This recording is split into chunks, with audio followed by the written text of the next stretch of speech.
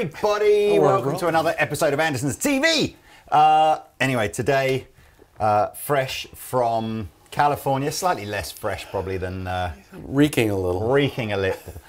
Jeorge Tripps, everybody, who, if you don't know, he's the kind of go-to pedal guy for a plethora of outrageously good guitar players. He's a pretty good guitar player himself, to be fair. We don't get to see that a lot on video. No, I don't play. That costs extra.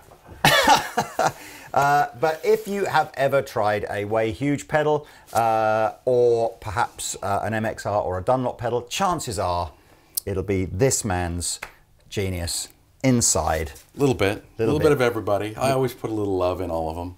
So you're over in Europe for, sounds like a little bit of a combined business and family trip. Business and family. Gonna go see my dad after this. If we don't all get snowed in here and just keep making videos 24 hours. Yeah. Be great. Live. The UK, well, at least the southeast of the UK has had 2.5 centimetres of snow, which means obviously for the next 3 weeks, no one will be able to do anything. In fairness, if you're up in Scotland, that looked bad. It looked like you had nearly like 50 centimetres of snow or something up there. That is bad. Anyway, so you're over. We're going to talk about pedals. New products. Yeah, new stuff. And, you know, you name drop with the best of them. Try not to. So feel free to name drop. But look, you know, it's 2018. What's happening, man? We've got new products, fresh out of NAMM. A couple of MXR, a couple of Way Huge. You know, the new exciting stuff is obviously the Carbon Copy Deluxe, which is a deluxe version of the Carbon Copy. Who knew? It's basically, it doubles 1200 milliseconds at a delay. We got tap tempo with rhythmic settings. Modulation controls have come up, so you can grab them with knobs. And it gives you the bright switch, and then a slew of other deep dive features. Yeah. Do you want to explain to the guys out there that are maybe thinking, what's the connection between Way Huge, MXR, and Dunlop? Is that like a, just in case everyone's thinking, what's the deal here? Well, they're all brands that are produced by Dunlop. Right. Way Huge, you know, I kind of drive and steer Way Huge, and then I'm technically I'm the director of product development for electronics for Dunlop, which means I work on just about everything if I get the chance. and what's it like working for Jimmy Dunlop? It's awesome. No, it's great. I can imagine. It's a real family company, so you know it's like any family. No, it's cool, man. It's good. He always is larger than life whenever I meet him. He is, and I work separate. I have an office in Los Angeles, so right. I work in a windowless room working on my manifesto. Well, what do you want to start with then? I mean, obviously, do you feel like a connection to Way Huge? Like, is that your, like, are you proudest of that, or do you? What's funny is when I shut Way Huge down, I went to line 6 and did the DL4 and worked on all the pedals there. When I came back, when Jimmy offered to bring Way Huge back, I was really more excited to work on MXR, which I grew up. I mean, yeah. I looked to MXR. That was my go-to. So that's the deal. So Way Huge. So Way Huge, I have like a lot of tremendous pride. Yeah. But MXR, it's like just, you know, doing the Carbon Copy, working on stuff like that. It's like, oh, that's so cool. But were you pre your MXR involvement? Way Huge was what? Just like a really tiny thing that you tried to do yourself? In my garage, yeah. And it was part of the original boutique, you know, whatever it was, 4 of us. And then you just got what, like, you just got a different offer, better offer? Just you know, I was approached by Line 6 to help with their development of the pedals, and that sounded like a lot of fun because I like to work on the widgets and noodle. I don't like to work on the manufacturing or the sales and the that's a whole, you know, when you do it yourself, you do all that. Yeah. So it's, you know, most of the time I was doing that and not working in the woodshed on the cool new toy. Now I just work in a woodshed and work on. So you just did Line 6 for a little bit, and then 7 years. Oh, so not a little bit. Yeah, 12 years of Dunlop though now. Okay, cool. And then so that was so there was a sort of tie-up deal of they would Way Huge would come back to life. Jimmy wanted to do it. He loved all the names and you know the craziness. So and I was very excited to come in and do you know, work on MXR and Fuzz Face. Yeah, for sure. You know, I'm the biggest Fuzz Face fan. My favorite thing. So I'm constantly making little, you know, special ones that nobody can get, but they're out there. No, that's cool. Well, that's interesting. I didn't realize that background. So, Okay, cool. So within the range, then let's start to look at. I mean, I guess that makes sense that you're a big fuzz fan, because I think that a lot of the way huge pedals are sort of steeped in fundamentally that kind of fuzz kind of vibe. But do you think, is there just generally a nod towards anything kind of old school with way huge? I mean, you look at some of the things like the delays and the choruses, they are old school inspired. Yeah, I mean, all the way huge stuff, in the day, it was the early 90s, so much of the older stuff was gone. You had to buy vintage pedals. Nobody was making analog delays, so the Aquapus happened because I wanted analog delay, and things like the Green Rhino, I wanted a tube screamer that was true bypass that didn't exist. So, much and most of the early stuff are, tweaks on existing things that weren't around at the time. That's the thing that people don't really get. 20 years ago, there was the big handful of companies, and then there weren't, dozens of boutique guys making pedals and this and that, and tube screamer clones that didn't exist. Yeah. So, there's a handful of us that sort of started that, and now it's, the norm. Do you find the component availability nowadays is a problem, or is it still relatively straightforward to get the? Some stuff's very hard as the world changes. The old parts are harder to get. So, and then there's laws, the ROS compliance, as you guys are well aware of. That we have to deal with those things. So, I try to make stuff. I think about that, like how are we going to keep making this in 10 years? Because much stuff, like, think of the Phase 90. Came out in 72, had they shut down in 84. I think Dunlop picked it up in late 80s, early 90s. It's been making Phase 90s. It's the same thing, for years and years. And, I think even some of those parts we may have had to buy. You've just bulk bought. You do a lifetime buy when the semiconductor manufacturer goes, hey, we're shutting this down. Like, if you better do a lifetime buy. So you're like, oh, I need 1 million of those, literally. And we've got stock of a lot of stuff. And a lot of times I'll be designing something. Oh, you talk to purchasing. Hey, give me a list of the transistors we have. Yeah. And it's like, oh, we've got 950,000 of those. I should probably design with that. And that happens often. Well, okay, so look, tell us about some of these ones people will be familiar with. Certainly I expect a lot of people will be familiar with Red Llama. As you say, carbon copy people will be familiar with, because, Well, the two big new things that are happening outside of Carbon Copy Deluxe is the Sugar Drive, which is it's one of those mythical overdrives that we all talk about. Straight up, that's what it does. I'm gonna embellish here. I think George's hands are tied about quite what other pedals he can compare this to, but I'm just going to go straight out there and say it, because it's about the most popular kind of clone pedal at the moment, and the clue is in the word clone with a K.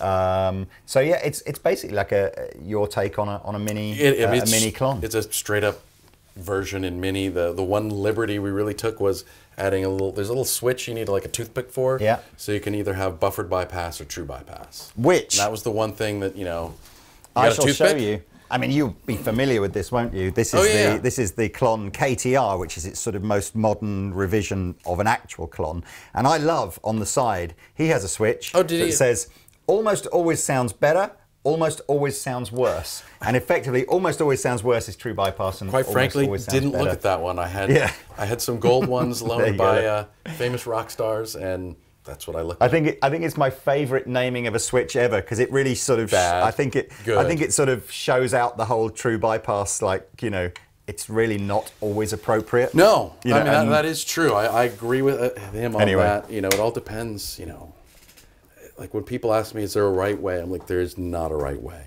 Yeah. You never know, because different pedals have different input and output impedance. Sometimes stuff gets weird. So I got a noise. I'm like, all right, just start over and slowly put each new piece in until finally, oh, there's the noise. Okay, it was that pedal. Well, what if I put this pedal over here? The noise goes away. Oh, it gets worse. You just have to try. There's no right. And I think there's standards that are okay, but the Klon is one of those, or that circuit, that drive circuit, is one of those circuits that, with the right guitar, the right player, the right amplifier, with the right other pedals and stuff, it hits that sweet spot that I think most guitar players go, oh, there it is, there it is. But if it's not with the right stuff, it doesn't really do anything. Or it doesn't do anything terribly nice. Right. It's very particular about what's coming into it and what it's going into. Yeah. So it's not like other more conventional drive pedals. You know, I know that the Tube Screamer became one of those pedals that people would just go, I'm just going to have one in my bag, because then it kind of doesn't matter when I turn up at the gig and they just tell me to plug into an amp I'm not too familiar with. I'm just going to stick the Tube Screamer in front and it's going to get me somewhere in the ballpark that I'm happy with. And I guess that's why the Tube Screamer is kind of popular for that reason. But any kind of clone is a different vibe, isn't it? But this was our favourite pedal that we tried at the NAMM show. And if you want to check out that video, Pete and I sat with Bobby and Brian at the NAMM show backstage, and we kind of got some reasonable sounds out of this. So I'll put a link in the description below to that video. But so we should hear that one in a second. And then the other new thing are the Way Huge Smalls, which are small versions of stuff that we've done. You know, that's Aquapus with small parts. It's the Blue Hippo with small parts and the Russian Pickle. The main difference between these and their bigger ones are they're still true bypass, but it went to the original old school 3PDT mechanical switch. Right. Because the relay switching takes up space, and I had less space here. So tell me, the bigger Blue Hippo was only available for a really short period of time, I think, because, again, component reasons. Yeah, what happened was when I started at Dunlop, so that would have been 2006, for whatever reason, I had purchasing by 1,000 Panasonic MN 3007s. You know, probably had some idea we should do this, and then they sat and got forgotten. Other projects happened, and an inventory came up years later, and I saw that there. I'm like, oh wow, got 1,000 of those. Those are hard to get, and I know those are good ones. So I'm like, we should do something with them, and I was like, I'll do the Blue Hippo. So we banged out the Blue Hippo. So it used old Panasonic parts. The new one is using, you know, a standard modern Bucket Brigade. Frankly, I know people will scream at the camera now, but it's going to be really hard to hear the difference. Yeah. When you get into like A-Bing stuff, everybody, it's like, if you do it scientific, you're going to get a very different result than if you just sit there with two and play. That's not a scientific A-Bing. Science, quite possibly the most irritating comments on YouTube about when science says that something doesn't sound different. Right. Well, if you sit down, and a great way to demo stuff, like if you want to listen in A-B, is you put things in just a non-buffered loop. Yeah. You put a looper of some type, a digital looper, and you play into it, because your dynamics are going to change. You can't play. You can kind of play the same thing twice, but not exactly. And if you're listening to dynamics and gain, it's like you can go from just going, turn the delay off, just doing like. So if the second time around, I'm going to switch to this pedal, all of a sudden, instead of, it's like, oh, that one sounds gainier. It's like, well, you played different. No, I totally get that. But I've been, you know, I've 100%. The human ear is just still the ultimate, most sensitive listening device. But the problem on the is planet. The human eye hears better than the human that's ear. True. It's that's like true. that looks better, so it sounds better. Anyway. So that's cool. We're going to listen to the Blue Hippo and the Aquapus as well, and the Russian Pickle, which is great. If I noodle a bit, that's because, and I've got a driven tone, I've got the bigger Russian Pickle on the floor. I've actually got, and they'll all be very jealous here, because the very generous, lovely Jeorge Tripps has done a limited edition run of the black Russian Pickle, but only made 10 and given them to his friends and larger dealers, of which we qualify as one of the two of those things, but they're not for sale. But if you do like the sound that I'm getting, probably over my shoulder is what if you can see that green Russian Pickle over my shoulder, that's kind of what I've got at my toes. Do you want to tell us about these two as well before we start? Red Llama was the 25th anniversary for the Way Huge, and I think we only made 1,000 of them. Added the high cut knob and just straight up. Was this your first foray into making pedals? It was a fuzz face, really, but this was my first real, like, way huge in the sense it had a silly name, and it was it's a take on the old Craig Anderton tube sound fuzz, tweaked, and this is even more, so it's different. The red, to be honest with you, the Red Llama is probably, it's obviously started a sort of a bit of a craze for doing the sort of the weird names, but it doesn't have the sort of the innuendo that some of your other names have. So no, what's actually the point of it? The Red Llama, if everyone remembers the beginning of Monty Python and the Holy Grail, there's the little text at the bottom, and they were talking about red Chilean llamas, and I thought that was funny. So that's where Red Llama came from. So you presumably doing the European swallow and the African swallow at some point or other. So anyway, the Bridge of Death will be the next. And lastly, then, before we start, and the geisha was I had made a couple of limited, prototype things of the pedal of Mr. Box, which was something I was talking with a studio musician about, and it's basically from that the geisha is more tweak on, but it's a tweak on like a sonic distortion, which are very dynamic, but they have a very narrow tone control, so it's a shift on that. So what do you want to do? Do you want to just start turning them on one at a time, or? It's a fine question. Which ones are we doing? Where am I? Where am I? Who am I? Previously on 24. So we'll go through. We'll just kind of go through these with the Aquapus, which is.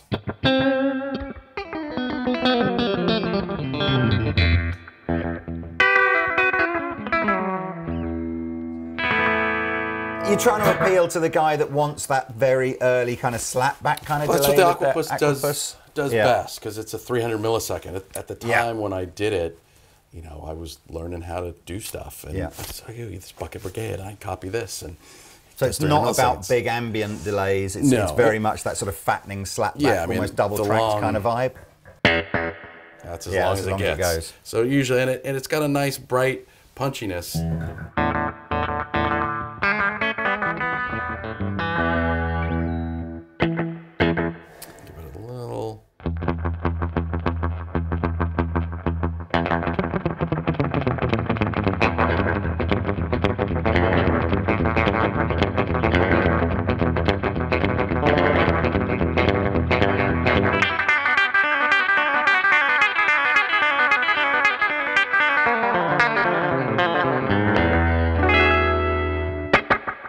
Brilliant. What on the really early kind of guys that were getting that sound way back when, was that all tape echo stuff? Tape echoes, So Echoplex. Echoplex and Echo Rex and all that kind of stuff. So that sounds cool. I mean, does it go even shorter for almost that just double track sort of fattening?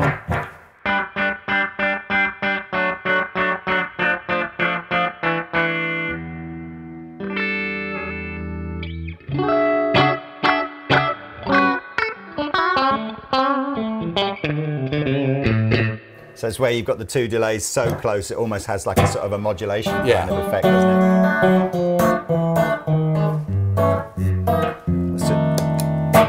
it? Just play a chord with it.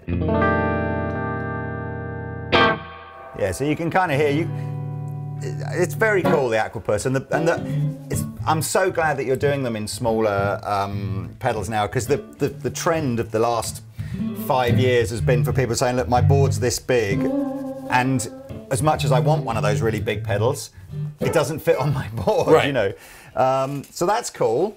I've never really played around a lot with an Aquapus, but most people, because you want a big ambient delay, and they'll go short, so you can get that, but it does that short because it's got a punchy brightness that the longer ones a lot of times don't have, because you have to do a lot more filtering to get those long delays not to be noisy. Right.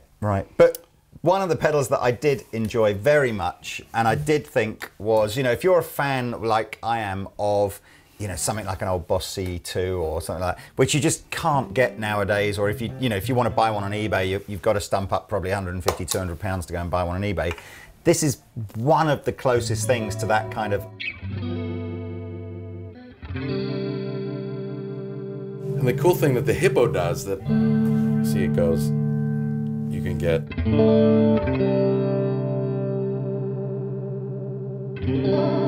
really wide range of the speed and the depth.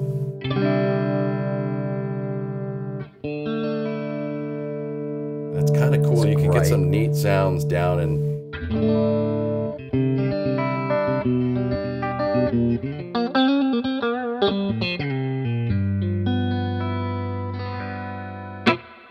And you often see this on chorus pedals with like a vibe switch versus a chorus. What's sort of technically happening there? On a vibrato is basically take the dry path out.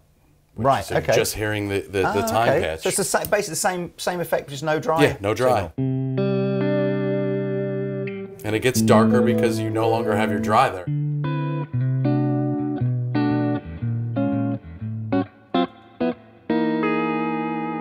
It makes sense why you'd see that so many pedals being able to switch like that, because it's not extra technology, is it? It's just taking the dry. Yeah, it's cool. I did a couple of tweaks so it is a little quieter in the vibrato mode. There's a couple of filters that I added to do that, just in the vibrato mode. But the cool trick is finding that spot on a vibrato that if you were using a Bigsby to get you do this, so you play a chord. With the vibrato. Yeah, you got to find the spot. It's always different.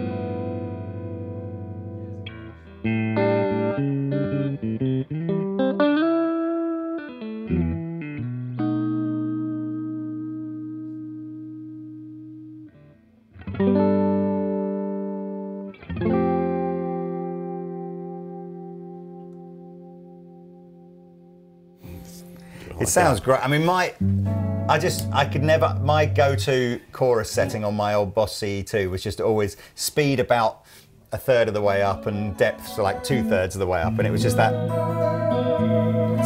just 80s magic. Yes. You play your Def Leppard.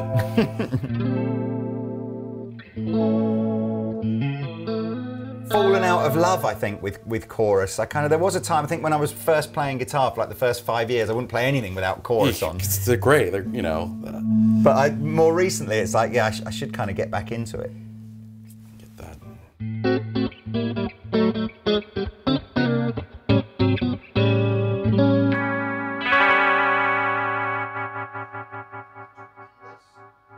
So that's cool.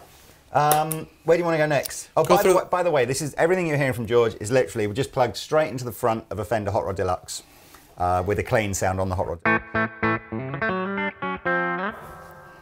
So we'll go Russian Pickle. I mean, I didn't get the volume on that right.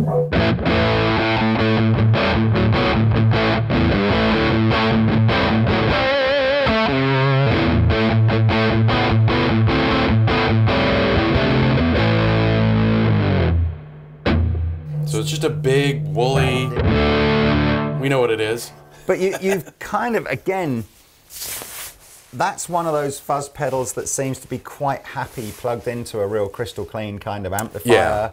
Well, and this was based on one particular unit. I can imagine. A friend of mine plays in a Pink Floyd tribute band. Right. I had one of the old Russian ones. Yeah. And it would work half the time, but it sounded great. Yeah. And for years I kept going, well, I'll modify a swollen pickle. Yeah. And every time, it's not right. Yeah. So I said, give me that one. I measured every part out of circuit. Yeah. And went, okay, here. And he's like, that's it. Yeah. Because that's one of the things I think, as you say, like the Big Muff kind of does that. It's quite happy to go in front of a clean amplifier and just give you that big fuzzy sound. But a lot of those fuzz faces are much more temperamental in the sense of sort of going, it sounds rubbish plugged into this amp, but amazing plugged into this amp. But so this is a bit more of like a cover-all fuzz, is it? It's just like dominate your tone.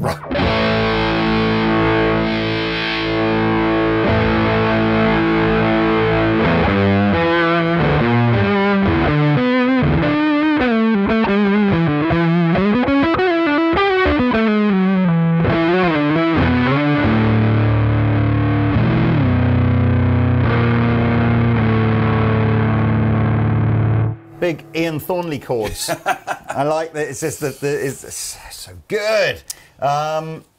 Cool. Let's Red Llama next, Red Llama. So I mean, this is basically it's got the added high cut. Mm-hmm. So if you turn it all the way to the right, where it's all thin, it's out of the circuit. Oh, okay. So the Red Llama, it's very.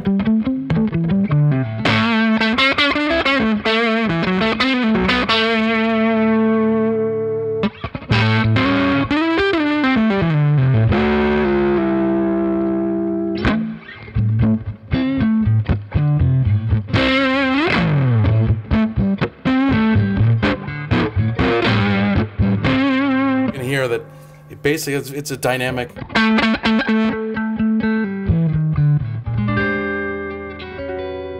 I would say this is a player's pedal. This is not the pedal to buy, I think, when you're in the first like year or two of playing guitar, because you'll get as many awful sounds as you will get cool sounds out of this. You may not get any cool sounds if you've got the wrong kind of amp and stuff as well. But it's that. I love hearing really good guitar players with hard to work with fuzzes, because they've got to get that note so nailed on, and then all of a sudden this magic happens. It's like, oh. But it's the kind of pedal, I think I've done loads of demos on these kind of pedals where I plug it into a clean amp and I don't play great, and you just go, you hear it all. This sounds rubbish. Yeah. Yeah. No, and when I this is kind of like a dirty boost type of thing is how I always used it, because I really made it a tweak on it for me. Yeah. So what I mean, if you could have like your own dream sort of amp setup and guitar and stuff, what do you think? What kind of vibe is that going to be best into? You want the amp a little broken up. It'd be a little better if this weren't crystal clean. But it'll work with that. But yeah, you want a little grit on the amp, and use this to dirty it up a little more. So just like a sort of pushed old Marshall kind of vibe? Fender. Or either one actually works great with Fenders, Marshalls, humbuckers, single coils. Yeah. That's the other thing with fuzzes as well, isn't it? It's just sometimes they're so temperamental with... Fuzzes, I usually like single coils. Single coils, Some are really cool with humbuckers. The pickles work well with that. It all kind of depends. I'm trying to remember one of the best sounds I heard, which was totally sort of went against everything that I thought was the sort of standard thinking behind fuzzes, was a guy called Chris Robertson from Blackstone Cherry. And he was just like, I have a fat sounding humbucker, maximum gain on my amplifier, and then like tons of fuzz over the top of it, and you sort of think, this should sound awful, but it kind of just sounded great. Yeah. But anyway, that's cool, man. So that's cool. Now, the Sugar Drive. Similar kind of thing. Yeah. Look, I know, I totally get and respect the idea that it's difficult when you work for one manufacturer to make comparisons with another. But for sure, the little Wampler Tumnus, which was when they were kind of like the first guys to try and do a clone in a mini pedal rather than a bigger pedal, they have sold a bucket load of those. So I totally understand the angle to go, could we do something like that? So the big kind of, we'll do a side-by-side video of this versus the Tumnus Mini, and you guys can decide comparatively how they sound. The big attraction I think the MXR is going to have straight off the bat is it's about £50 cheaper than the Wampler one. So that'll be cool. But let's have a little, we talked right at the beginning of this video about the Klon being a... Who? Sorry, the Sugar Drive. That circuit that what's the dude that the eccentric guy that... Bill Finnegan? That's it. There's so much mystery and mystique about the Klon, and it's kind of magical, and I like the way that he almost proactively tries to just so like, look, it's get rid of the magic. He's like, it's just a pedal, guys. But everybody talks about the gold Klon and the silver Klon and the different years, and my one sounds better than your one, and all this stuff like that. You inevitably do see it on super cool players' boards, don't you? So there's obviously a thing going on that he's got, but it is an unconventional kind of drive, and you really got to find that sweet spot. But when it works, it takes everything to like a whole new level. But let's, again, maybe not the sort of thing we'd go straight into a clean amplifier, but I wonder if we could. I mean, I can. Do you want me to get you a little bit of dirt on that amplifier? No, we'll just find a little spot that we like on here.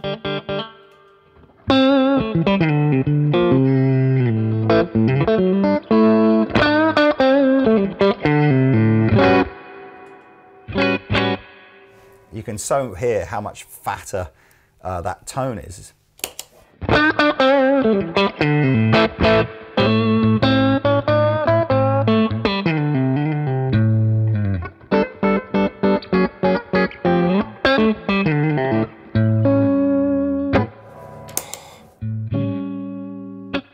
You've got to kind of imagine. Definitely want a crunchier. Yeah, let me. I mean, try.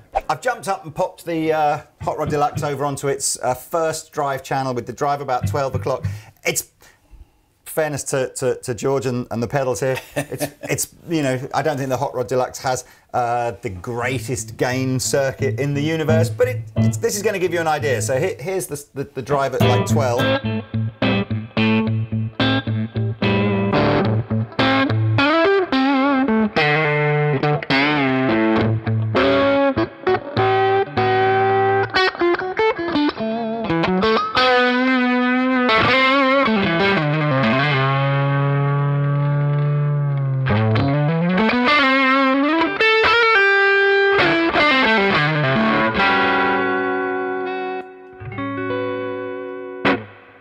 The trick I've always understood with the Klon is it's not about the drive, it's about the volume. Yeah. So hopefully on our overhead cam, you can kind of see that I've got the drive relatively low. I mean, I guess if you wind the drive in, it'll do a thing, but let's see.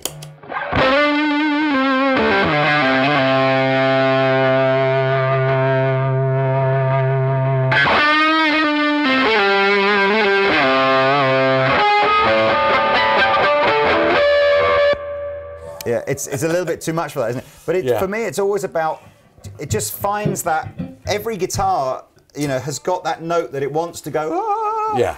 And you just find it with the Klon, and it kind of seems to just capture it, doesn't it? This and make one goes it do to its 11. Thing. So that's the Sugar Drive. Geisha? Geisha. So I'll go back to a clean sound on the amp. Yeah, actually, please. So, find that volume. So I like to bring the drive really high on that because it gets very dynamic with the...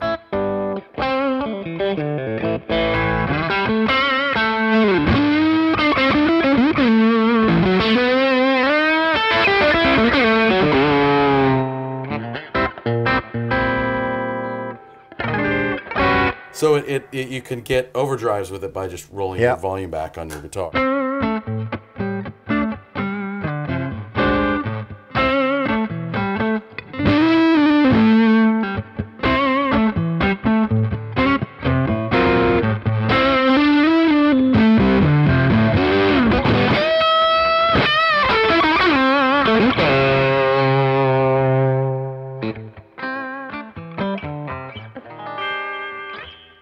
I love the way you go between playing with the thumb and playing with the pick. It just adds such an extra dynamic into weird. My weird playing style. No, it's very cool. It's really, really cool, man. That's fun. I'd like to. I like the idea. I think most guitar players should do more here to just go. Oh, there's a sound. Well, it's here and here. It's all. I mean, like, I mean, really, just the instead of.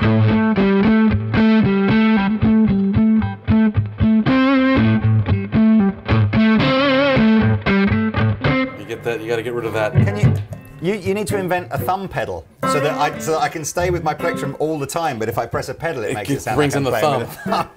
Yeah, that would be good. Yeah, it's just a weird. I don't use a pick very often. Oh, really? I mean, I can't do. You know, we can do. A lot of times, I end up doing this. There we go.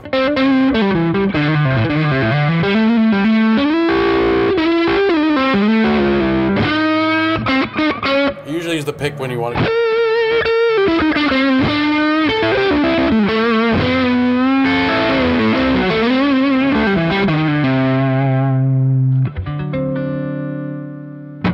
And then it's all, yeah. That sounds cool, man. Hanging out with too many really good guitar players.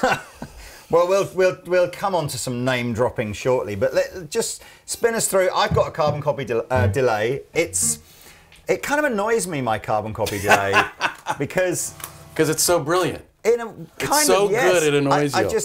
I have this pedal on my board, and I've had it like just as my go-to delay pedal for pretty much the last 6 or 7 years of doing these YouTube videos, and I've done like at least 25 or 30 other delay pedal videos where I go, oh man, it's the best sounding delay that I've ever tried. It does all this, and then literally when it comes to tearing the carbon copy off my pedal board and putting a different one, I just go, I just can't be bothered. Yeah. It's like the carbon copy's fine, and it just, I don't know, there's a certain familiarity. It does a thing to the tone as well, my carbon copy, that I didn't like on the bright one. Like I actually actively like the darker tone of the green, the dark green carbon copy. You know, it's like, yeah. Basically, this one does all of them, plus double the delay time. Right. So it's 1200 milliseconds, which is just a ton. Yeah. But it has, it's got a bright switch, and then you get tap tempo. The tap tempo, I guess, is the only thing I am regularly kind of going, down. It would be kind of handy to have tap tempo.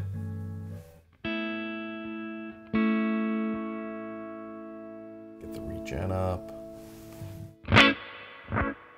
This is a great sound. I love it. And you get the bright. But is that affecting the brightness of the delay or the brightness of the whole tone? The whole tone. It's changing filters. Because that's what I like about the carbon copy is that the whole tone of the guitar is a little darker. And then you can switch the modulation on and off like the other one with the button. Yeah. But you have the knobs up top. Yeah. So.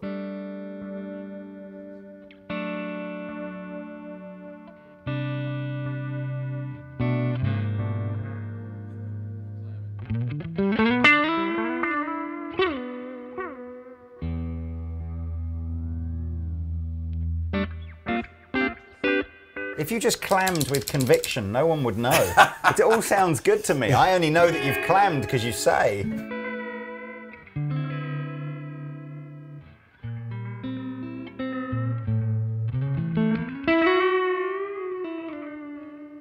So you can get some cool stuff. Yeah, yeah. And then.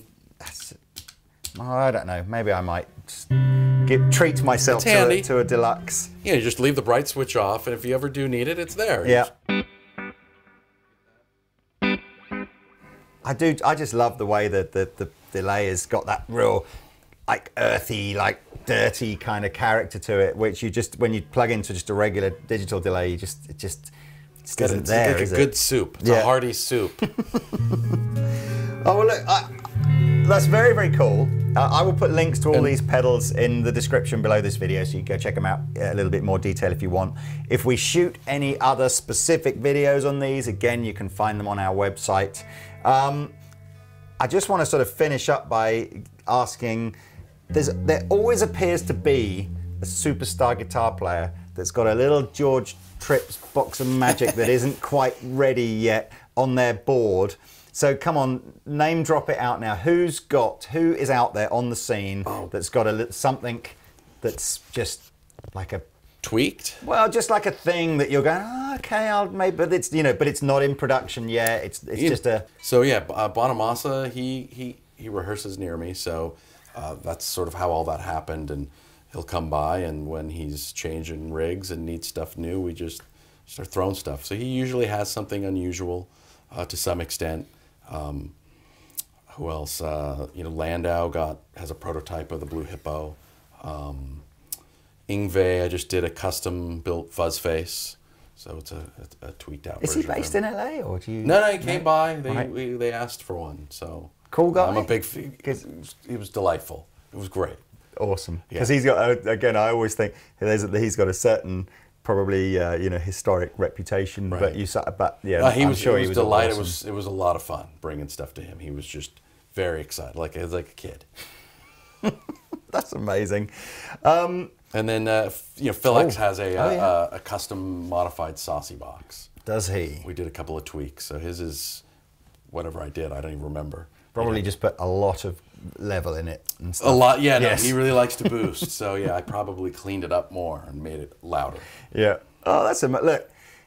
It's awesome, and you're very modest as well, because I'm sure there's probably like 100 other guys that you may have been asked to sort of not nobody mention. Knows of. Yes, not that nobody's known of, but maybe they've got deals with other brands, so you can't really associate themselves with you and everything. But look, that's very cool. I think what you should try and do now is get like a sound using some or all or whatever of these pedals, and you should just kind of play out something awesome.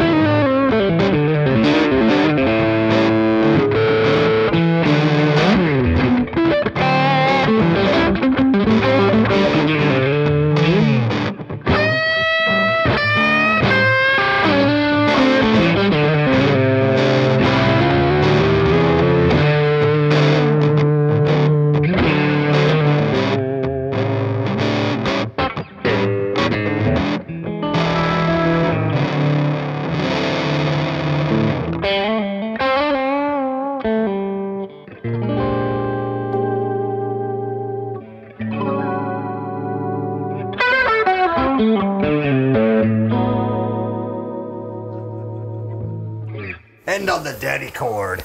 Okay, thanks, man. Thank you very much. It's really good to see you. See you later, guys. Thanks for watching.